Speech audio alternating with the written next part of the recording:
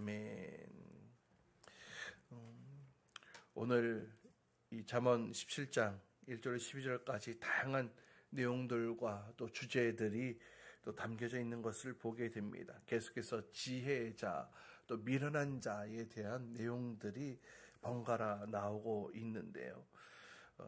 오늘 말씀을 묵상하면서 딱 눈에 들어오는 말씀이 있었습니다.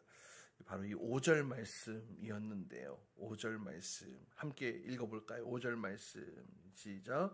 가난한 사람을 조롱하는 것은 그를 지으신 분을 모욕하는 것이다. 남의 재앙을 기뻐하는 사람은 형벌을 변하지 못한다.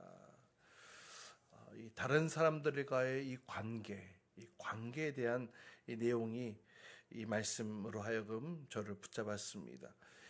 다른 사람들과 건강한 관계를 유지하기 위해 가장 중요한 것은 나의 어떤 바른 행동, 바른 선택일 것입니다. 왜냐하면 이 관계를 견고하게 세워나가는 선택이 되어질 수 있고 또 행동일 수도 있고 또 나의 어떤 행동과 선택이 그 관계를 악화시키고 또 절교시킬 수 있을 수 있기 때문에 그런데요. 마음으로 내린 결정도 이것에 포함되어지는 것 같아요. 그래서 모든 관계를 고려하는 나의 마음의 결정이 먼저 중요할 텐데요. 우리가 때로는 살다 보면 굉장히 원수와도 같이 불편한 사람을 만날 때가 있을 것입니다. 사사건건 의견 대립이 일어나거나 또 성격이 정반대인 사람들을 만남으로 인하여서 갈등을 겪게 되어지고 또 때로는 경제적 손실도 보게 되면서 서로를 미워하고 또 탓하고 또 원수처럼 지내게 되어지는 그런 경우들도 있을 것입니다. 그래서 오늘 이 5절 말씀을 보면서 이 잠언 말씀 가운데에 특별히 하나님의 백성으로서 우리가 불편한 관계에 놓인 사람들을 어떻게 대하면 좋을지 오늘 이 5절 말씀을 통해서 저에게 주셨던 깨달음들, 주셨던 말씀들을 함께 나눠보려고 합니다. 그래서 불편한 관계를 세우는 지혜로운 비결 이렇게 제목을 붙였는데요. 이 원수와 같은 사람을 사랑하는 것 참으로 어려운 일일 것입니다. 왜냐하면 그 사람을 쳐다보기만 해도 마음이 생기고 또 분노의 마음이 생기기 때문에 그런데요. 근데 이런 부정적인 감정에 내 마음이 계속해서 끌려가다 보면 결국 내 자신도 불행한 사람이 되어지는 것들을 보게 됩니다. 또 더불어서 그 사람, 미워하는 사람이 불행한 일을 당하거나 또 어려운 일을 겪거나 하면은 참 잘됐다라는 그런 이런 불편한 마음이 들기도 하고 또 선하지 않는 마음이 들기도 하지요. 또 한편으로는 저 사람, 내가 미워하는 저 사람 차라리 심한 고통이라도 당했으면 좋겠다. 또 고통을 당하는 것을 보고 또 기뻐하고 또 꽃이다 이렇게 마음이 들기도 하는데요. 그러나 이런 모든 마음들은 하나님께서 기뻐하시는 마음이 아니다라는 것을 오늘 잠언서에서 말씀하고 있는 것입니다. 이 남의 재앙을 기뻐하는 사람은 형벌을 변치 못한다 이렇게 말씀하고 있잖아요. 그래서 두 가지를 짧게 함께 살펴보려고 하는데요. 상대방의 재앙을 기뻐하지 말아라 라는 것입니다. 심지어 적대적인 관계에 놓였다 할지라도 그들에게 재앙이 있기를 원하고 또 혹은 그들에게 재앙이 떨어졌을 때 그것으로 인하여 즐거워하지 말라라는 것입니다. 여전히 베풀 수 있으면 긍휼을 베풀 수 있는 하나님의 사람이 되어야 한다는 것이죠. 우리 구약 성경에 보면 요나 선지자 이야기가 나옵니다. 물고기의 안에 갇혔던 그 요나 선지자 이야기가 나오죠. 하나님께서는 어느 날 요나에게 저 니느웨로 가서 하나님의 말씀을 전하는데 회개의 메시지를 전하라고 그렇게 하나님의 명령을 받게 되어집니다. 근데 그 니느웨가 어떠한 곳입니까? 계속해서 이스라엘 백성들을 침략하고 침탈하고 괴롭히고 어려움을 주었던 이 아시리아, 이 아수르의 수도가 바로 니느웨 아니겠습니까? 그러니까 하나님께서 이제 심판하시겠다. 그 니느웨를 심판하시겠다. 심판하지 못하도록 가서 회개의 말씀을 전해라 라고 한 것이니까 이 요나의 마음 가운데에는 저 원수 같은 니느웨, 그래, 차라리 하나님의 심판을 받는 게 오히려 잘된 것 아닌가. 하나님의 심판을 받는 것이 마땅하다고 생각해서 그는 하나님의 선지자였음에도 불구하고 또 하나님의 귀한 능력을 아름답게 잘 감당했던 능력의 선지자이기도 했거든요. 그런데 하나님의 명령을 거역하고 니느웨가 아닌 정반대 다시스로 가는 배를 탔던 것이죠. 그러나 하나님께서는 폭풍을 불러일으키시고 또 큰 물고기도 준비하셔서 이렇게 하나님께서 당신의 강권적인 개입을 통하여서 요나를 이 니느웨로 다시 보내지 않습니까? 그래서 니느웨 땅 앞에 떨어졌습니다. 요나가요. 그런데 요나가 그 큰 성에 이 하나님의 말씀을 증거해야 되는데 성실하게 증거했냐란 말이죠. 아니요. 성실하게 증거하지 않았습니다. 그냥 무성의하게 그냥 하나님과 어쩔 수 없이 그냥 하나님의 심판의 메시지, 이 회개의 메시지를 선포하고 그냥 저 들판에 언덕에 앉아 있었던 요나. 그러나 그렇게 불성실하게 전했던 말씀이라 할지라도 그 말씀이 그 땅에 떨어짐으로 인하여서 그 땅의 백성들이 또 왕에서부터 또 모든 백성들이 회개하고 또 금식하고 또 하나님의 도우심과 은혜 가운데 머물게 되므로 이 구원의 은혜를 경험하게 됐던 사건이 바로 이 요나의 사건입니다. 하나님께서는 요나를 통하여서 원수 같은 이웃, 이 아시리아의 이 아시라 사람들을 사랑할 기회를 허락해 주셨어요. 물론 요나는 그 하나님의 마음을 온전히 깨닫는데 굉장히 시간이 오래 걸렸고 또 정반대로 떠났던 그런 요나이기도 했지만 결국 하나님께서는 요나를 제자리에 두시고 하나님 당신의 뜻을 이루어 가셨던 것들을 보게 됩니다. 사실 우리도 하나님 앞에서는 원수와 같았던 존재들 아니었겠습니까? 하나님을 배반했던 자였고 또 하나님보다 내 자신을 믿고 또 하나님보다 내 자신을 우상으로 섬기며 살았던 존재들 아니었겠습니까? 그럼에도 불구하고 하나님께서는 우리에게 하나님의 자비하심과 용서를 베풀어 주셨습니다. 누군가를 통하여서 복음을 듣게 하셨고 누군가를 통하여서 예수 그리스도의 은혜를 알게 하셨습니다. 따라서 우리도 그 하나님의 은혜로 용서받은 자라는 것이죠. 하나님의 은혜로 용서받은 우리이기에 우리도 동일하게 원수와 같은 대상에게도 상대에게도 용서와 사랑을 베풀어야 할 줄 믿습니다. 이 불편한 사람을 향한 이 미움을 멈추고 그 사람을 향한 축복의 기도를 시작해 나아갈 수 있는 우리의 모습들 될 수 있기를 간절히 소망합니다. 여러분, 이 사람의 가치는 이런 외적인 이 조건에 있는 것이 아닙니다. 겉모습이 아무리 화려하다 할지라도 그 마음에 평안함이 없으면 결코 행복하다라고 이야기할 수 없을 것입니다. 오늘 1절 말씀에 보면 마른 떡 하나라도 있어도 화목하기만 하다면 그것이 부유한 집에서 다투는 것보다 낫다. 이렇게 말씀하고 있는 이 1절 말씀을 기억하시기 바랍니다. 여러분, 이 행복한 것은 우리의 소유의 넉넉함에 있는 것이 아닙니다. 이 행복은 어디에 있느냐? 바로 주님의 손에 달려있는 줄 믿습니다. 그렇다면 그 주님의 말씀 앞에 그 말씀을 두려워하며 그 말씀을 경외하며 그 말씀을 우리의 삶의 가치의 1순위에 두고 그 말씀을 선택하며 살아갈 때에 우리의 삶에는 행복이 찾아오게 되어지는 줄 믿습니다. 그 행복한 마음이 곧 평안이겠지요. 우리의 원수 같은 이웃, 불편한 이웃들에게 재앙이 떨어지기를 또 그들의 재앙을 기뻐하는 것이 아니라 그들에게 긍휼을 베풀라라는 이 하나님의 말씀을 통하여서 우리 안에 더 이상 이 상처와 저주가 아닌 마음의 평안과 기쁨이 채워질 수 있기를 주님의 이름으로 축복합니다. 두 번째는 험담하지 말라라는 겁니다. 아무리 적대적인 사람이라 할지라도 이 그들의 허물을 거듭해서 말하지 말도록 우리에게 권면하고 있는데요. 로마서 1장 29절에 보면 29절 이하에 보면 이 로마서에서 사도 바울이 인간의 어떤 보편적인 이 죄, 들을 쭉 나열하고 있는 것들을 보게 됩니다.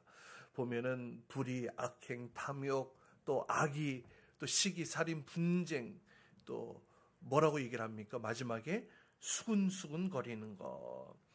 이 수근수근 거리는 것, 수근수근 거리는 죄에 대해서도 말씀하고 있는데요. 이 수근수근 하는 것, 이 뒷담화죠. 누구에 대해서 험담하는 것입니다. 우리나라 속담에 발 없는 말이 천리를 간다라는 말이 있습니다. 한번 입에서 나온 말은 사람들에게 급하게 퍼지게 되어진다는 것이죠. 급기야 상대방의 귀에까지 속히 들어가게 된다라는 말인데요. 그 말인즉슨 적대적인 관계가 아니라 할지라도 어떤 부주의한 험담이 계속되어지면 그 관계가 깨어지고 또 망가질 수도 있다라는 의미를 반영하고 있는 말이기도 합니다. 그런데 미워하고 분노하는 대상에게 악의를 가지고 과장하거나 또 없는 말을 지어낸다면 그 관계는 더 이상 돌이킬 수 없는 관계로 전락하고 말 것입니다. 그러므로 우리는 불편한 상대일수록 그에 대한 험담을 피해야 된다라는 것이죠. 4절 말씀 보세요. 4절에 뭐라고 말씀합니까? 악을 행하는 사람은 사악한 말에 솔깃하고 거짓말을 하는 사람은 중상하는 말에 귀를 기울인다. 이렇게 얘기를 하고 있죠. 여러분, 금이나 은이 이 불순물을 제거되어지면서 점점 정결한 순금, 순운이 되어져 가듯이 우리의 마음과 또 우리의 입술 가운데에 이런 거짓말, 악행, 이런 험담들이 다 불순물들이 걸러져 내어질 수 있기를 간절히 소망합니다. 또 9절 말씀 보세요. 9절 말씀을 함께 읽어봅시다. 시작.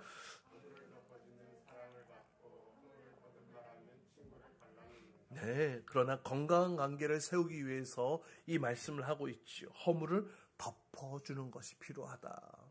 허물을 덮어주는 것. 제 말씀 묵상하면서 두 번째로 멈췄던 구절이 바로 이 9절 말씀이었는데요.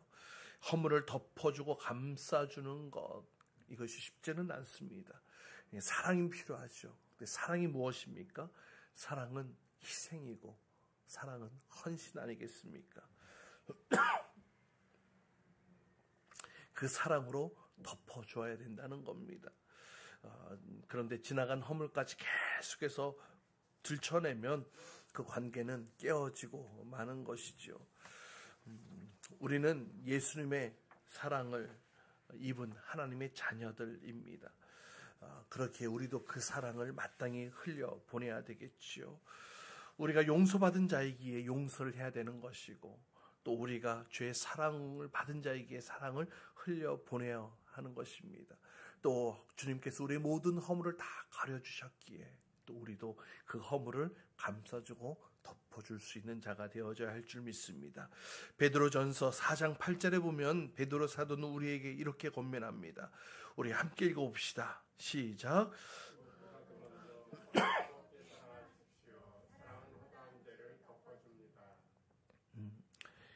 무엇보다도 서로를 뜨겁게 사랑하십시오. 사랑은 허다한 죄를 덮는다. 사랑은 허다한 죄를 덮는다.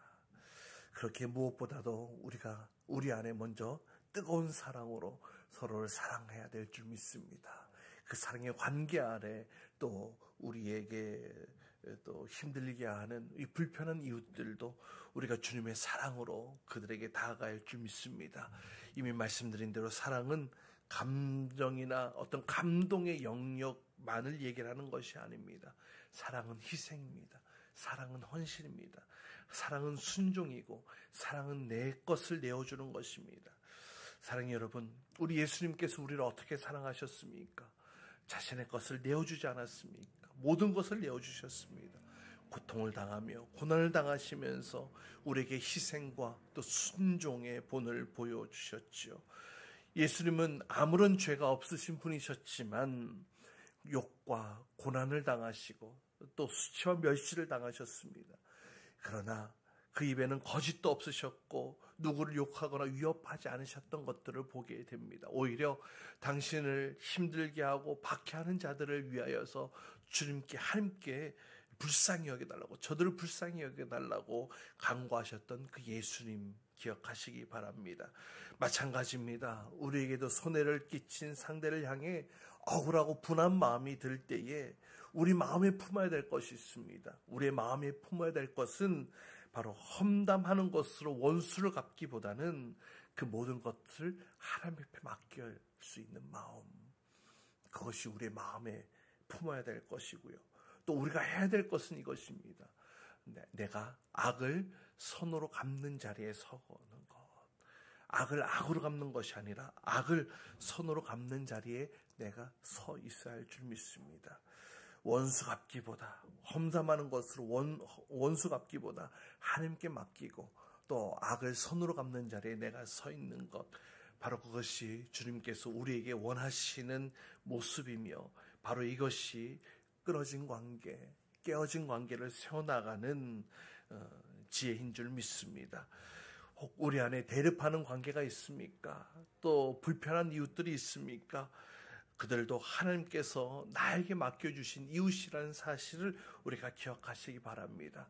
그래서 성도가 성도로서 성도다운 모습을 잘 유지해 나가기 위하여서 오늘 잠언 말씀 5절 말씀과 9절 7절 말씀을 기억하시면서 다시금 우리가 주님 앞에 올바로 서 있어야 될 줄 믿습니다. 오늘 말씀과 같이 상대방이 당하는 어려움을 기뻐하거나 또 그의 허물을 계속해서 수군거리는 모습 우리 안에서 사라질 수 있기를 바랍니다. 원수 같았던 우리를 먼저 사랑하셨던 분이 바로 우리 주님이셨고, 우리를 먼저 다가와 용서해 주신 분도 우리 주님이셨습니다. 우리는 그저 우리가 받은 사랑, 우리가 받은 용서를 나누며 살아가는 것, 그것밖에 우리가 할 일이 없는 줄 믿습니다. 그럴 때에 하나님께서 우리의 사정을 아십니다. 우리 형편을 아십니다. 우리의 억울함도 아시고 우리의 슬픔도 아십니다. 우리의 모든 그 상황을 아시는 하나님께서 최선의 방법으로 우리를 이끄시고 또 도우시고 또 역사해 주시며 함께 해주실 줄 믿습니다. 이 바른 선택이 이 바른 관계를 세워나가게 됩니다.